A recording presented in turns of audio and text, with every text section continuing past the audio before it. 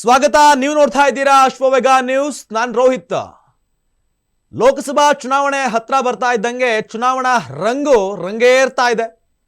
ರಾಜ್ಯ ರಾಜಕೀಯದಲ್ಲಂತೂ ಸಾಕಷ್ಟು ಸುದ್ದಿ ಆಗ್ತಾ ಇದೆ. ಸಾಕಷ್ಟು ಬಿಜೆಪಿಯಲ್ಲಂತೂ ಸಾಕಷ್ಟು ವರಿಷ್ಠರಿಗೆ ಕೂಡ ಟಿಕೆಟ್ ಕೂಡ ಸಿಕ್ಕಿಲ್ಲ. ಹೀಗಿರುವಾಗ ಮಾಜಿ ಸಿಎಂ ಹಾಗೂ ಹಾವೇರಿ ಗದಗ ಲೋಕಸಭಾ ಬಿಜೆಪಿ ಅಭ್ಯರ್ಥಿ ಬಸವರಾಜ ಬೊಮ್ಮಾಯಿ ಗದಗ ಜಿಲ್ಲೆ ಲಕ್ಷ್ಮೇಶ್ವರದಲ್ಲೂ ಕೂಡ ಬೃಹತ್ ರೋಡ್ ಶೋ ಮೂಲಕ ಚುನಾವಣಾ ಪ್ರಚಾರವನ್ನು ಆರಂಭಿಸಿದ್ದಾರೆ. ಮಾಜಿ ಸಿಎಂ ಬಸವರಾಜ ಬೊಮ್ಮಾಯಿಗೆ ಲಕ್ಷ್ಮೇಶ್ವರದಲ್ಲಿ ಕಾರ್ಯಕರ್ತರಿಂದ ಅದ್ಧೂರಿ ಸ್ವಾಗತ ಸಿಕ್ಕಿದೆ. ಲಕ್ಷ್ಮೇಶ್ವರ ಪಟ್ಟಣದ ಪ್ರಮುಖ ಬೀದಿಗಳಲ್ಲಿ ಬೈಕ್ ರ್ಯಾಲಿ ನಡೆಸಿದ್ದಾರೆ ಈಗಾಗಲೇ.